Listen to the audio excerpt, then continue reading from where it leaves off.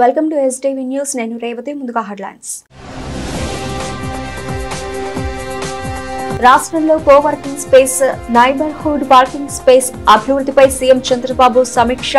మహిళలను ఇంటికి పరిమితం చేయడం మారాలన్న చంద్రబాబు.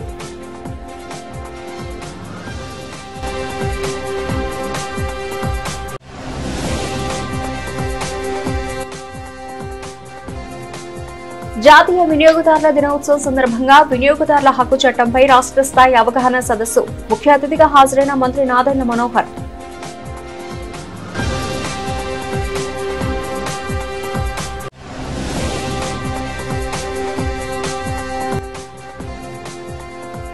రాష్ట్ర ప్రభుత్వం అదానీతో చేసుకున్న ఒప్పందాన్ని రద్దు చేసే వరకు పోరాటం చేస్తాం స్పష్టం చేసిన సిబిఐ రాష్ట్ర కార్యదర్శి కె రామకృష్ణ.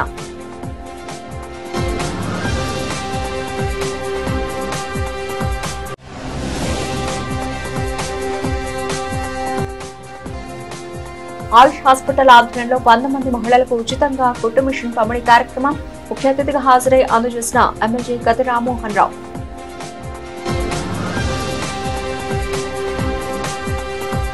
రాష్ట్రంలో coworking space, neighbourhood walking space అభివృద్ధిపై ముఖ్యమంత్రి చంద్రబాబు నాయుడు మంగళవారం సచివాలయంలో సమీక్ష చేశారు. Coworking space, work from home తో మానవ వనరుల సమర్థ వినియోగం జరుగుతుందని ముఖ్యమంత్రి చంద్రబాబు అన్నారు. గ్రామాల్లో, చిన్న పట్టణాల్లో ఉన్న వారికి ట్రైనింగ్ ఇచ్చే అవకాశాలు కల్పించాలని, అలాంటి వారి కోసం వర్కింగ్ స్పేస్ క్రియేట్ చేయాలని సీఎం అన్నారు. చదువుకున్న మహిళలు గృహిణులుగా మిగిలిపోకూడదు, వారికి అవకాశాలు కల్పించాలని సీఎం అభిప్రాయపడ్డారు. వర్క్ ఫ్రం హోమ్, కోవర్కింగ్ సెంటర్లతో మహిళలకు విస్తృతంగా అవకాశాలు లభిస్తాయన్నారు.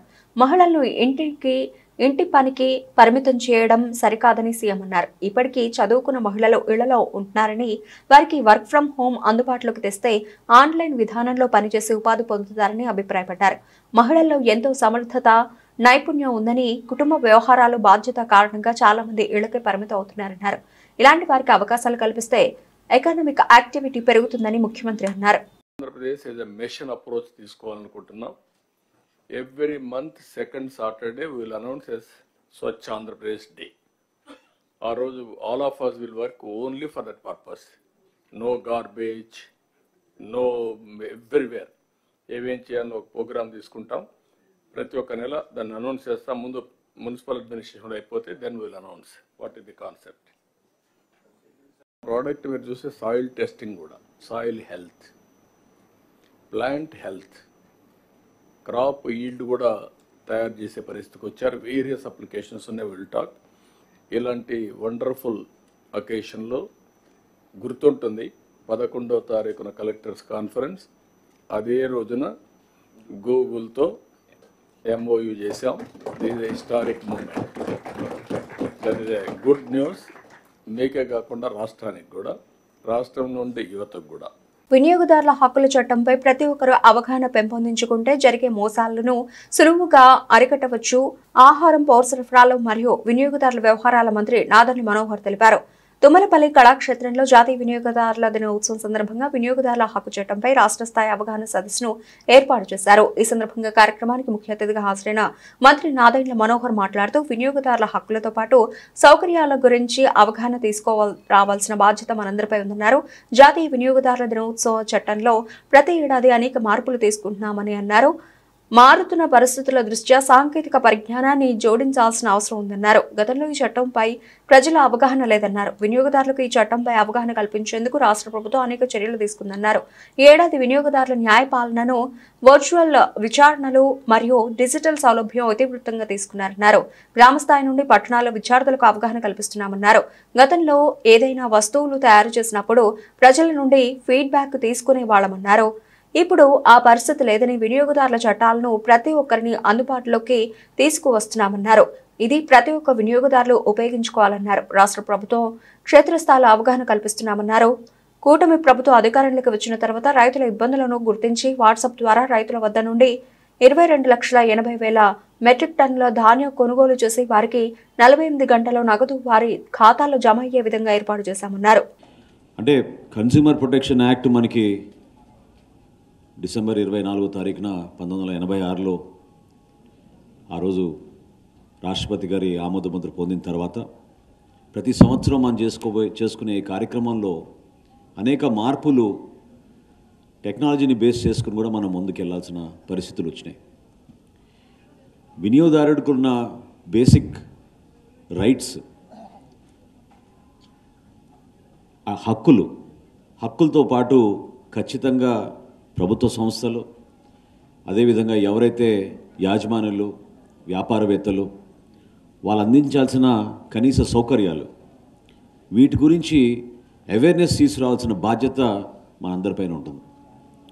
అంటే కన్జ్యూమర్ అవేర్నెస్ ఉంది కదా, కన్జ్యూమర్కి మనం ఒక చిన్న లేబుల్ అంటించి మనం కొన్ని వివరాలు మనం ఇచ్చామని అంటే అంతటితో సరిపోదు.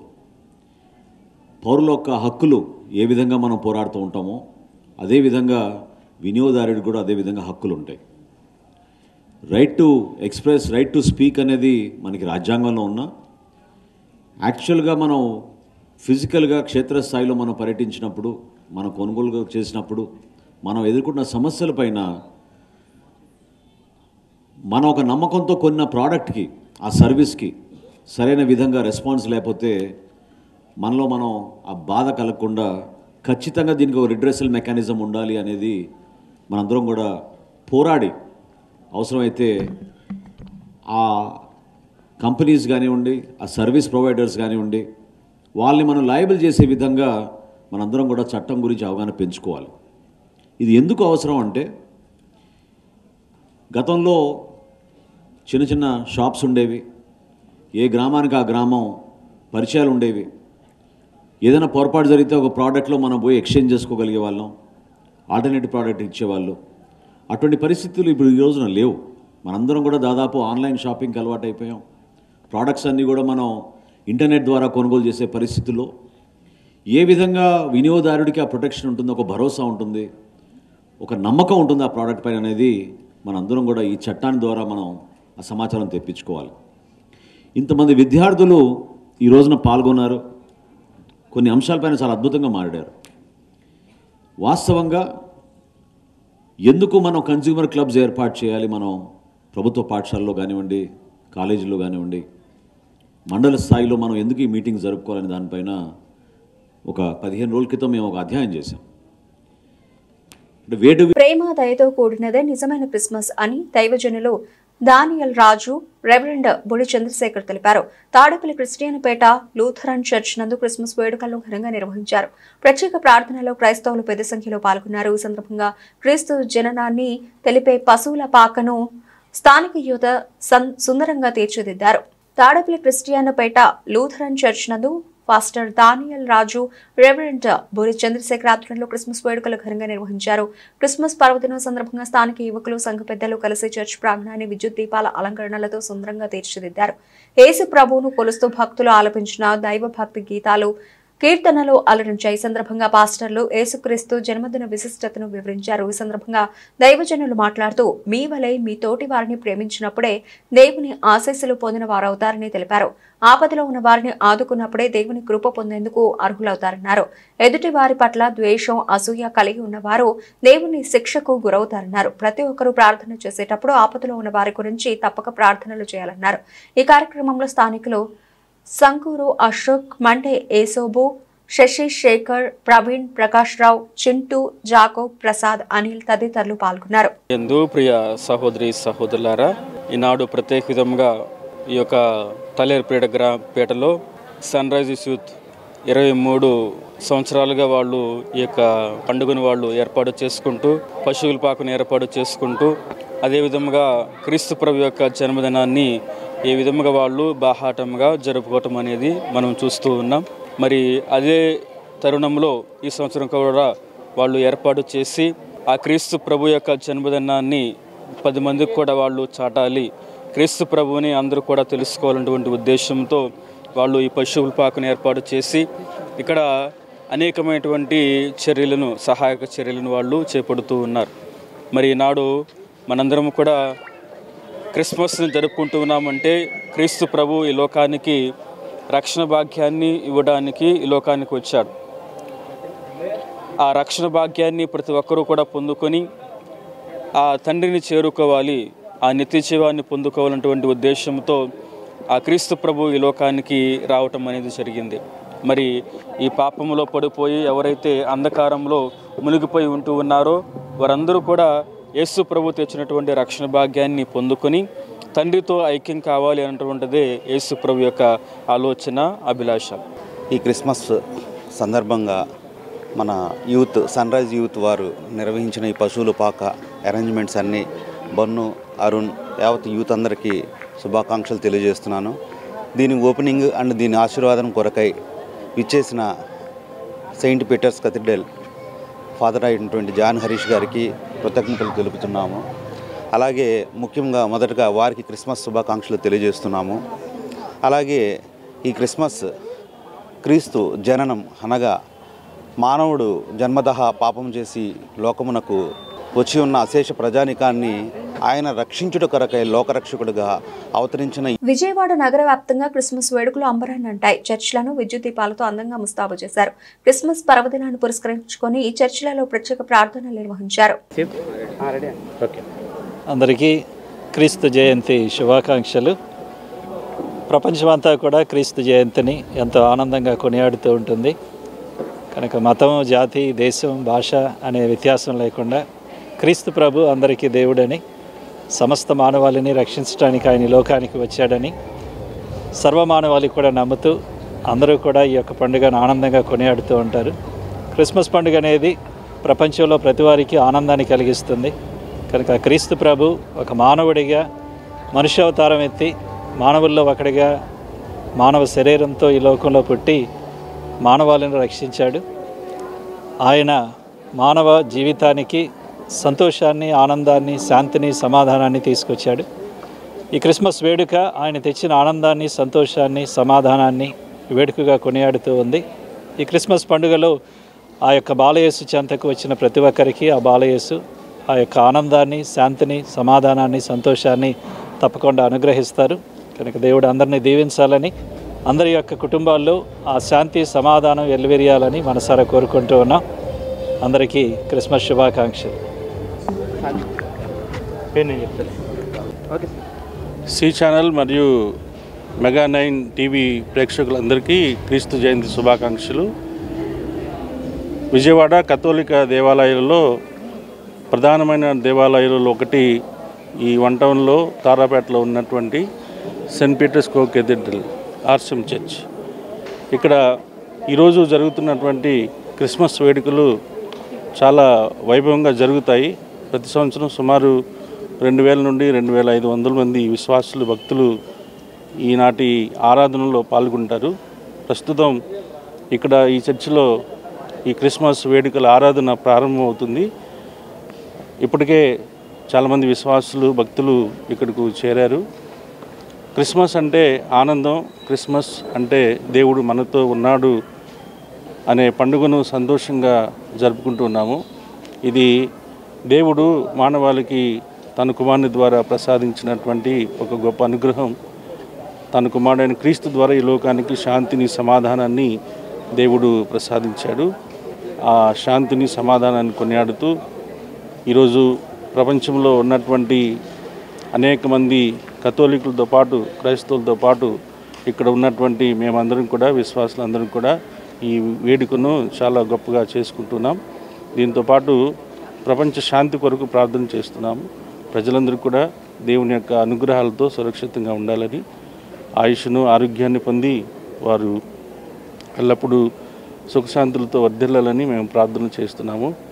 కాబట్టి ఈ మహోత్సవ ప్రార్థనలు ప్రారంభమవుతూ ఉండగా మరలా ఒకసారి అందరికీ కూడా మా చర్చి తరపున క్రీస్తు జయంతి శుభాకాంక్షలు తెలియజేస్తున్నాం. Thank you. భారత కమ్యూనిస్టు పార్టీ ఆవిర్భవించి 99 ఏళ్లు పూర్తయి 100 సంవత్సరంలోకి అడుగు పడుతోన్నదని ఈ సందర్భంగా డిసెంబర్ 26వ తేదీ నుంచి జరిగే సిపిఐ శతవార్షికోత్సవ వేడుకల్లో ప్రజల భాగస్వాములై జయప్రదం చేయాలని సిపిఐ రాష్ట్ర కార్యదర్శి కె రామకృష్ణ విజ్ఞప్తి చేశారు. స్థానిక దాసరి భవన్లో ఏర్పాటు చేసిన విలేకరుల సమావేశంలో ఆయన మాట్లాడుతూ ఈ శతవార్షికోత్సవాలను దేశవ్యాప్తంగా ఏడాది పాటు నిర్వహించాలని సిపిఐ జాతీయ సమితి నిర్ణయించిందన్నారు. డిసెంబర్ 26న ప్రారంభమయ్యే ఈ వేడుకలు 2025 డిసెంబర్ 26న తెలంగాణ రాష్ట్రంలోని ఖమ్మంలో జరిగే కార్యక్రమంతో ముగుస్తాయని చెప్పారు.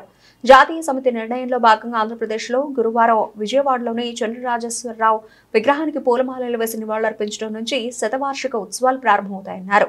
దేశవ్యాప్తంగా చర్చ జరుగుతున్న అంశం ఏమంటే సాక్షాత్తు రాజ్యాంగ నిర్మాత డాక్టర్ బిఆర్ అంబేద్కర్ని పార్లమెంట్లోనే హోమ్ మినిస్టర్ అమిత్ షా గారు కించపరచడం జరిగింది. నిజంగా అవమానించాడు ఆయన. అది స్పష్టంగా ఒక పిల్లవాడిని అడిగినా చెప్పగలడు ఆయన ఏ రకంగా అవమానించాడు. దానిపైన వారు ఏమాత్రం కూడా పశ్చాత్తాపం లేకపోగా హోమ్ మినిస్టర్ గారు దాన్ని సమర్థించుకుంటా ఉన్నాడు. హోమ్ మినిస్టర్ గారు సమర్థించుకుంటా ఉంటే ప్రధానమంత్రి ఏమైనా దాన్ని ఏమన్నా ఖండిస్తున్నాడంటే నిస్సిగ్గుగా ప్రధాని నరేంద్ర మోడీ కూడా అమిత్ షాను బలపరుస్తున్నాడు. నిస్సిగ్గుగా ఒక దేశ ప్రధాని తన క్యాబినెట్లో ఒక మినిస్టర్ రాజ్యాంగ నిర్మాత అయిన బిఆర్ అంబేద్కర్ను అవమానిస్తూ మాట్లాడితే దాన్ని కూడా బలపరిచే స్థాయికి వచ్చారంటే ఇంక ఏం చెప్పాలని నాకు అర్థమవుతుంది. దీనికి కారణం ఏమంటే బీజేపీ ఆర్ఎస్ఎస్ శక్తులకు సంఘ్ పరివార్ శక్తులకు వారికి ఏమాత్రం కూడా రాజ్యాంగం పైన గౌరవం లేదు. వారు మొన్న ఎన్నికల్లో చాలా ప్రధానంగా చెప్పారు, మాకు ఈసారి 400 సీట్లు గెలిపించండి, రాజ్యాంగాన్ని తీసి బుట్టలో వేస్తామని చెప్పారు. రాజ్యాంగాన్ని మారుస్తామన్నారు. అది ఎన్నికల్లో వాళ్ళకి 400 సీట్లు రాలేదు, 240 స్థానాలే వచ్చాయి. వాళ్ళ చంద్రబాబు నాయుడు నితీష్ కుమార్ పైన ఆధారపడి గవర్నమెంట్ నడుపుతూ ఉన్నారు కాబట్టి రాజ్యాంగం జోలికి పోవడం లేదు. అయినా వాళ్ళ పంత వదలలే. సాక్షాత్తు బీజేపీ మాజీ పార్లమెంట్ సభ్యులు సుబ్రహ్మణ్య స్వామి గారు సుప్రీంకోర్టులోనే కేసు వేశాడు. ఆ ప్రియాంబుల్ మార్చాలి, అందులో సెక్యులరిజం అనే పదం తొలగించాలి, సోషలిజం అనే పదాన్ని తొలగించాలని చెప్పి ఆయన సుప్రీంకోర్టులో కేసు వేశాడు. అదృష్టవశాత్తు సుప్రీంకోర్టు సిజేఐ వారు వారి ఆధ్వర్యంలో ఆ పదాలు తొలగించాల్సిన అవసరం లేదని చెప్పినందువల్ల ఇవాళ మన భారతదేశంలో ప్రజలు ఊపిరి తీసుకున్నారు. కాబట్టి ఏమంటే ఈ అంశం పైన క్యాబినెట్ నుంచి హోమ్ మినిస్టర్ అమిత్ షాను తొలగించాలి, అమిత్ షా రాజీనామాను డిమాండ్ చేస్తూ ఈ నెల 35వ తేదీ నాడు వామపక్ష పార్టీల ఆధ్వర్యంలో దేశవ్యాప్తంగా కూడా నిరసన కార్యక్రమాలు చేపడతా ఉన్నాం. అందులో భాగంగా ఆంధ్ర రాష్ట్రంలో కూడా వామపక్షాలందరం కూడా పెద్ద ఎత్తున ఈ ప్రోగ్రాంలో పాల్గొంటా ఉన్నాం. ఇక మూడవ ముఖ్యమైన అంశము ఇవాళ మన రాష్ట్రానికే కాదు, దేశానికే కాదు, ప్రపంచవ్యాప్తంగా చర్చ జరుగుతున్నది అదానీకి సంబంధించింది. అదానీ ఒప్పందాల విషయంలో పెద్ద ఎత్తున లంచాలు తీసుకున్నారు. 2100 కోట్ల రూపాయలు. కృష్ణానది తీరాన ఇంద్రకీలాద్రికి పైకి భవానీలు పోటెత్తారు. జై దుర్గా జై జై దుర్గా నినాదాలతో ఇంద్రకీలాద్రి మార్మోగిపోతోంది. దుర్గాదేవిని దర్శించుకునేందుకు భవానీలు పెద్ద ఎత్తున తరలివచ్చారు. ఓం టర్నింగ్ నుంచి అమ్మవారి సన్నిధానం వరకు క్యూ లైన్లలో భక్తులు భవానీలు వేచి ఉన్నారు. ఇరుముడి శిరస్సును ధరించి అమ్మవారిని దర్శించుకుని భవానీలు తమ దీక్షను విరమిస్తున్నారు. శ్రీ దుర్గా మల్లేశ్వర స్వామి దేవస్థానంలో గత 4 రోజుల నుంచి జరుగుతున్న భవానీ దీక్షలు నేటితో ఘనంగా ముగిశాయి. కనకదుర్గాదేవిగా దర్శనమిస్తున్న అమ్మవారిని దర్శించుకునేందుకు పెద్ద ఎత్తున భవానీ మాలధారలో భక్తులు తరలివస్తున్నారు. ఇక ఉత్తరాంధ్ర నుంచి పెద్ద ఎత్తున కాలినడకన ఇంద్రకీలాద్రికి భవానీల రాకతో ఇంద్రగిరులన్నీ ఎరుపెక్కాయి. శ్రీకాకుళం, విజయనగరం, విశాఖపట్నంతో పాటు ఉభయ గోదావరి జిల్లాలో భారీగా భవానీలు అమ్మవారికి మొక్కులు చెల్లించుకుంటున్నారు. పెద్ద ఎత్తున భవానీల రాకతో ముందుగానే అధికారులు దానికి అనుగుణంగా విస్తృత ఏర్పాట్లు చేశారు. భవానీలు కొండపైకి వచ్చి అమ్మవారి దర్శనం తర్వాత మాల విరమణ కోసం వచ్చే భవానీల కోసం మల్లికార్జున మండపం దగ్గర అధికారులు ప్రత్యేక ఏర్పాట్లు చేశారు. 45 రోజుల పాటు సాగిన కఠోర దీక్ష భవానీలో అమ్మవారి దర్శనం అనంతరం పవిత్రమైన హోమగుండం వద్ద దీక్షను విరమించారు. ప్రశాంతంగా దీక్షలు ముగిశాయి. దీంతో పోలీస్, రెవెన్యూ, దేవస్థానం అధికారులు ఊపిరి పీల్చుకున్నారు. తోటి వారికి సాధ్యమైనంత వరకు సహాయపడాలని అన్ని మత గ్రంథాలు స్పష్టం చేసినట్లు తూర్పు నియోజకవర్గ ఎమ్మెల్యే గద్దె రామ్మోహన్ రావు అన్నారు. లయన్స్ లో కూడా తోటి వారికి సహాయం చేయాలని చెబుతారన్నారు. ఆయుష్ హాస్పిటల్ ఆధ్వర్యంలో ఎన్ కన్వెన్షన్ లో 100 మంది మహిళలకు ఉచితంగా కుట్టు మిషన్ పంపిణీ కార్యక్రమం జరిగింది. పేద మహిళలకు ఎమ్మెల్యే గద్దె రామ్మోహన్ కుట్టు మిషన్లు, చీరలు అందజేశారు. ఈ సందర్భంగా ఎమ్మెల్యే మాట్లాడుతూ తోటి వారికి సాయం చేయాలని అన్ని మత గ్రంథాలు స్పష్టంగా చెప్పాయన్నారు.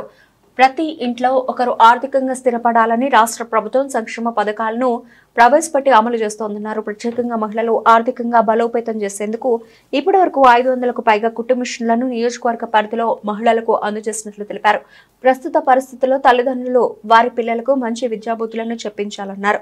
విద్య వల్లే ఒక వ్యక్తి దశ దిశ మారుతుంది అన్నారు. కుట్టు మిషన్లు అందజేసిన ఆయుష్ ఆసుపత్రికి చెందిన doctor why Ramesh Babu, Srimannarayana తదితరులను MLA Rammohan Rao సత్కరించారు. మన తెలుగుదేశం పార్టీని స్థాపించటం, దాన్ని ఈ రోజున కంటిన్యూ చేస్తూ చంద్రబాబు నాయుడు గారు గత కొన్ని సంవత్సరాలుగా సీఎం రిలీఫ్ ఫండ్ ద్వారా ఎంతో మంది పేదలకు సాయం చేయటం, దాన్ని స్ఫూర్తిగా తీసుకుని గద్దే రామ్మోహన్ గారు నిరంతరం మన ప్రభుత్వం ఉన్నప్పుడు సీఎం రిలీఫ్ ఫండ్ నుంచి కోట్ల రూపాయలు తీసుకొచ్చి ఏ పేద ప్రజలు కూడా ఏ ఇబ్బంది కలగకుండా ఆ రోజున చెక్కులను తీసుకొచ్చి కోట్ల రూపాయలు మీకు ఇవ్వటం జరిగేది.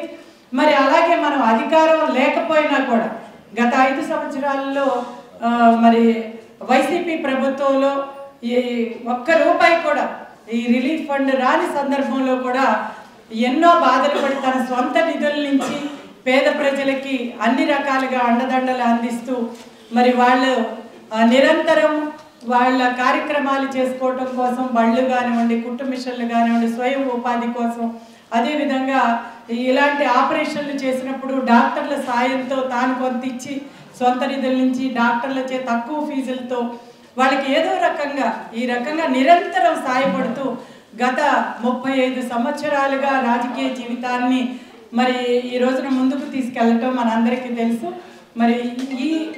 ఇప్పుడు మన ప్రభుత్వం అధికారంలోకి వచ్చిన ఈ వైద్యం పేదవాడికి భారమైనటువంటి నేపథ్యంలో మధ్యతరగతి ప్రజలు హాస్పిటల్లో బిల్లులు కట్టలేనటువంటి పరిస్థితుల్లో రామ్మోహన్ గారి దృష్టికి తీసుకొస్తే అవి సీఎం గారి దృష్టికి తీసుకెళ్ళి చంద్రబాబు నాయుడు గారి దృష్టికి తీసుకెళ్ళి వారు పెట్టినటువంటి ఖర్చులో ఎంతో కొంత వారి ఆర్థిక చేతినిచ్చేటువంటి కార్యక్రమం ఈ నియోజకవర్గంలో అత్యధికంగా జరుగుతున్నాయి. ఇవాళ 16 లక్షల రూపాయలు ఇవ్వటం జరిగింది. గతంలో కూడా అనేక లక్షల రూపాయలు ఎప్పుడూ కూడా 14-19 చంద్రబాబు గారు ముఖ్యమంత్రి ఉన్నా ఇప్పుడైనా ఈ నియోజకవర్గంలో అత్యధికంగా పేదవాళ్ళకు సీఎం రిలీఫ్ ఫండ్ అందుతుందో ఏమాత్రం అశక్తి లేదు. వాళ్ళ రామ్మోహన్ రావు గారు హ్యాట్రిక్ ఎమ్మెల్యే నియోజకవర్గం, ప్రజల హృదయాల్లో ఉన్న వ్యక్తి. ప్రజలకు ఏ ఇబ్బంది వచ్చినా ఏ కష్టం వచ్చినా ప్రతినిత్యం ప్రజల మధ్య ఉంటూ ప్రజా సమస్యలు పరిష్కరిస్తూ ముఖ్యమంత్రి గారి దృష్టికి కానీ అధికారుల దృష్టికి కానీ ఎవరితో పని అవుతుందంటే వారి దృష్టికి తీసుకెళ్ళి ఆ పనిని చేసి ఓకే సిటీగా వెళ్తుందా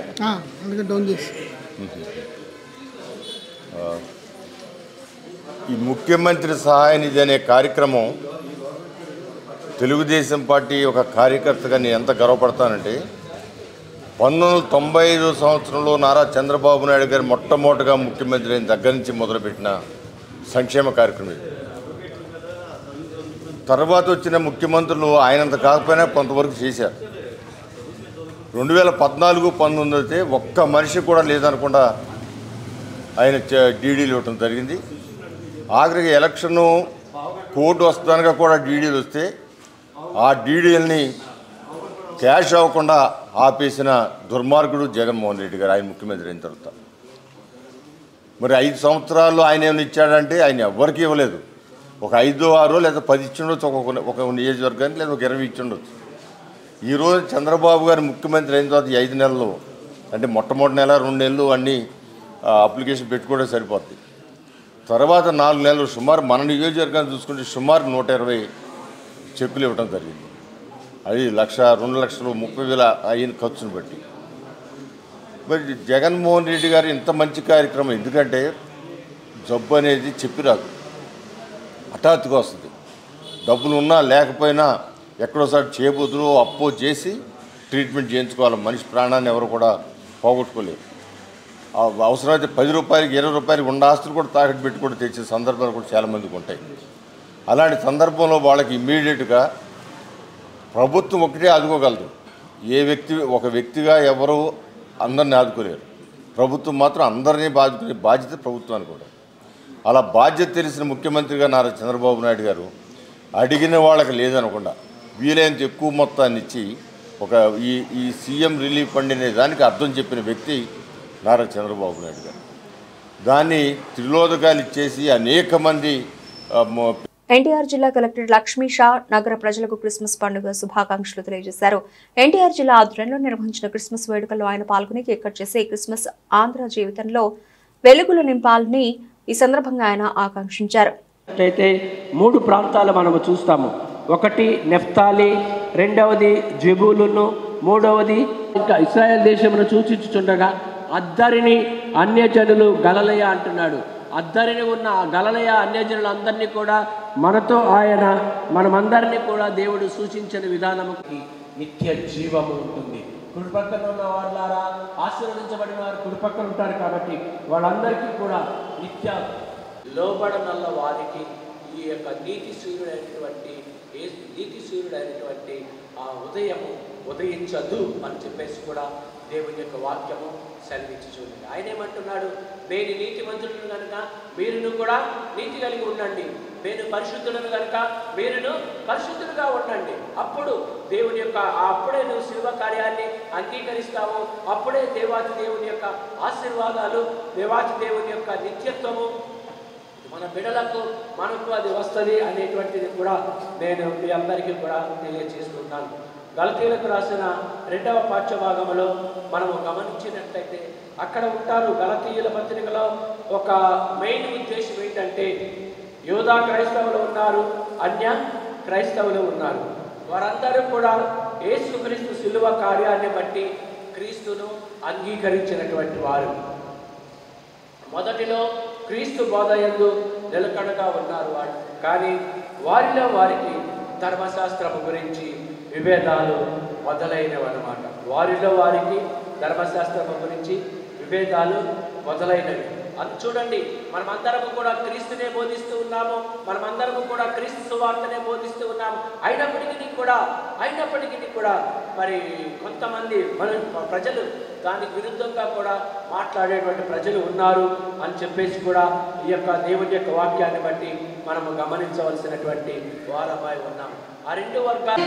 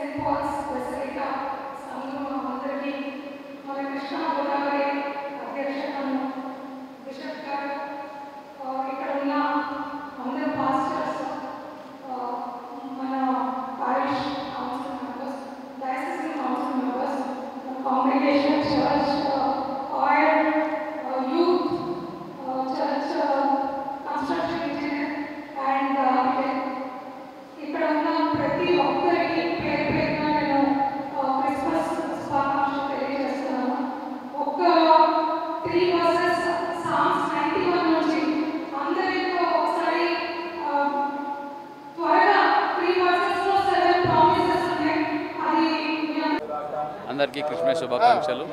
ఈ క్రిస్మస్ రోజున అందరూ సంతృప్తిగా, ఆనందంగా, ఆరోగ్యవంతంగా ఉండాలని, రానున్న సంవత్సరం ఆనందంగా వాళ్ళు గడపాలని, వాళ్ళ అన్ని డ్రీమ్స్ ట్రూ అవ్వాలని కోరుకుంటున్నాను. Wish you happy Christmas.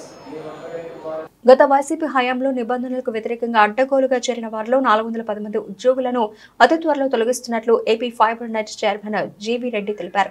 ఆయన కార్యాలయంలో విలేకరుల సమావేశం నిర్వహించారు. ఎలాంటి నియామక పత్రాలు, ఉద్యోగానికి సంబంధించిన క్వాలిఫికేషన్ లేని వారు, విధుల పట్ల నిర్లక్ష్య వైఖరిగా ఉన్నవారు తదితరులను తొలగిస్తున్నామన్నారు. న్యాయపరమైన అంశాలను పరిగణలోకి తీసుకుని కార్యక్రమం చేపట్టామన్నారు. అక్రమ నియామకాలు వలన ప్రభుత్వ సంస్థకు లక్షల రూపాయలు నష్టం వాటిల్లిందన్నారు. నెల రోజుల తర్వాత సుమారు 200 మంది ఉద్యోగులను తొలగించేందుకు ప్రక్రియ ప్రారంభించామన్నారు. అప్పుడు ప్రెస్ మీట్ పెట్టినప్పుడు కొన్ని విషయాలు ఆ రోజు చర్చించడం జరిగింది. ఈరోజు ముఖ్యంగా టు ది పాయింట్కి వచ్చేస్తున్నాను. ఈరోజు ఈ ప్రెస్ మీట్ యొక్క ముఖ్య ఉద్దేశం ఏంటంటే ఈ సంస్థలోని ఉద్యోగుల గురించి. 2016లో ఈ సంస్థ 2015 అక్టోబర్లో కంపెనీ ఇన్కార్పొరేట్ అయిన తర్వాత 16-19 మధ్యలో ఆ రోజు ఇంతకుముందు ప్రెస్ మీట్లో కూడా చెప్పడం జరిగింది. మొత్తం 108 మంది ఉద్యోగులతోటి ఈ సంస్థ నడపడం జరిగింది.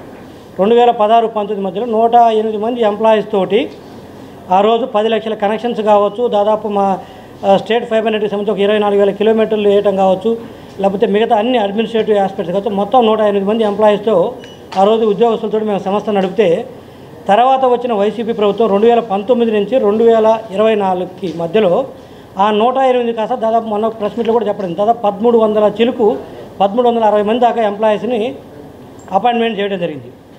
అయితే అంతమందిని చేసినా కూడా ఫలితం ఏంటంటే బిజినెస్ పెరిగింది లేదు, లాసులు పెరిగినవి, కనెక్షన్స్ సంఖ్య కూడా 10 లక్షల నుంచి 5 లక్షలకు రావడం జరిగింది. అయితే ఈరోజు ముఖ్య ఉద్దేశం ఏంటంటే వీళ్ళందరూ కూడా ఇంతమంది పెరిగారు కదా ఉద్యోగస్తులు, దాదాపు 1200 మంది చిలుకు ఉద్యోగస్తులు కొత్తగా అపాయింట్మెంట్ జరిగింది ఈ 5 సంవత్సరాల్లో, అంటే 2019-24 మధ్యలో దాదాపు 1200 పై చిలుకు ఉద్యోగస్తుల్ని అపాయింట్ చేయడం జరిగింది. ఎవరై 1200 మంది అంటే మొత్తం 1200 మంది వృధా అని చెప్పాను, కానీ బట్ చాలామంది కూడా కడప ఎంపీ అవినాష్ రెడ్డి గారు, ఇంకొక 2 మేజర్ వైఎస్ఆర్సీపీ పార్టీకి సంబంధించిన వాళ్ళు రిఫరెన్స్ ఇవ్వటము, ఇక్కడ ఆ రోజు ఉన్నటువంటి ఎండి మసూదన్ రెడ్డి గారు రిక్రూట్ చేసుకోవడం. సరే అవసరాల మేరకు రిక్రూట్ చేసుకున్నారంటే దాదాపు అందులో 70-75% అవసరం లేదు. పోనీ చేసుకున్న వాళ్ళు ఏమైనా ప్రాపర్గా పద్ధతిగా చేసుకున్నారంటే కనీసము ఇది ఒక ప్రభుత్వ రంగ సంస్థ అన్న సంగతి మర్చిపోయి కూడా ఆ అపాయింట్మెంట్స్ కూడా ఎలా చేసుకున్నారంటే మన అందరికీ తెలుసు, చిన్న వ్యాపారంలో కూడా ఒక వ్యక్తి వస్తే ఒక ఇంటర్వ్యూ చేస్తాము, ఒక ఆఫర్ లెటర్ ఇస్తాము, తర్వాత అపాయింట్మెంట్ లెటర్ ఇస్తాం, ఇది ప్రాసెస్. కానీ ఇంత పెద్ద ప్రభుత్వ రంగ సంస్థ అయినటువంటి స్టేట్ ఫైబర్ నెట్ కార్పొరేషన్లో ఎలా చేశారో తెలుసా?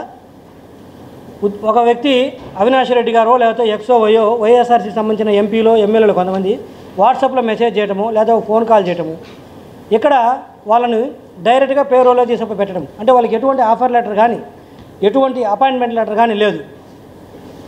అసలు ఎక్కడన్నా చూస్తారా? చిన్న ప్రైవేట్ లిమిటెడ్ కంపెనీలో కూడా ఓ పద్ధతి అనేది పాటిస్తారు. అది చిన్న జాబా పెద్ద జాబా పక్కన పెడితే కేవలం అటెండర్ జాబ్ తీసుకోవాలన్నా కూడా ఒక పద్ధతి అనేది ఉంటుంది, ఒక ఆఫర్ లెటర్ ఇస్తారు. లేకపోతే అపాయింట్మెంట్. భవానీలకు సేవ చేస్తే సాక్షాత్తు శ్రీ కనకదుర్గమ్మకు సేవ చేసినట్లేనని జనసేన నేతలు సామినేని ఉదయ్ భాను శంకర్ పేర్కొన్నారు.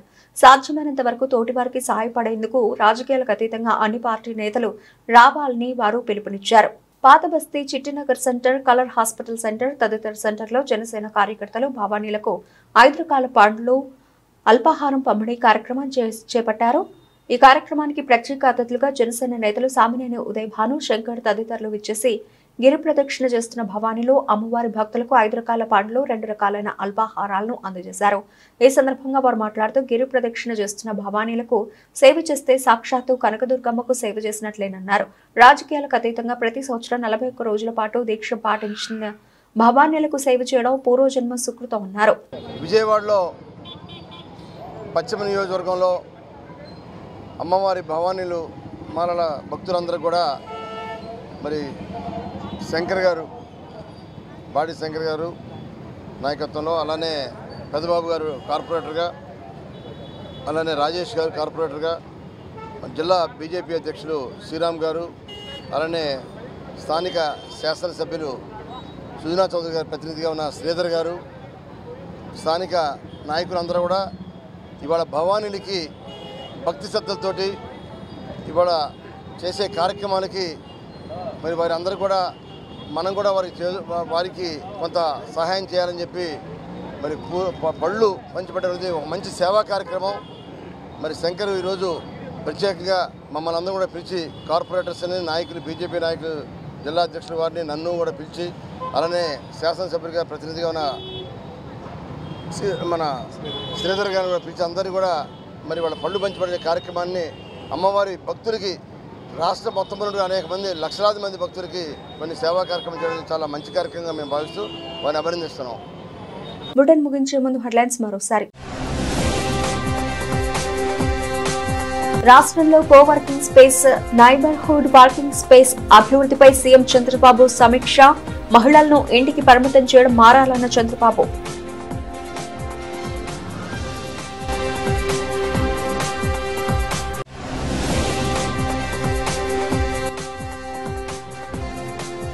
జాతీయ వినియోగదారుల దినోత్సవం సందర్భంగా వినియోగదారుల హక్కు చట్టంపై రాష్ట్ర స్థాయి అవగాహన సదస్సు ముఖ్య అతిథిగా హాజరైన మంత్రి నాదెండ్ల మనోహర్.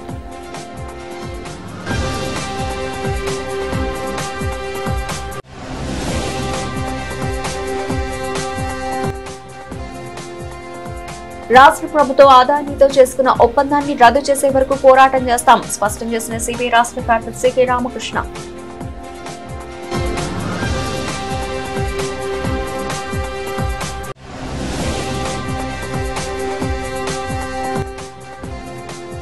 ఆయుష్ హాస్పిటల్ ఆధ్వర్యంలో 100 మంది మహిళలకు ఉచితంగా కుట్టు మిషన్ పంపిణీ కార్యక్రమం ముఖ్య అతిథిగా హాజరై అందజేసిన ఎమ్మెల్యే గతి రామ్మోహన్ రావు.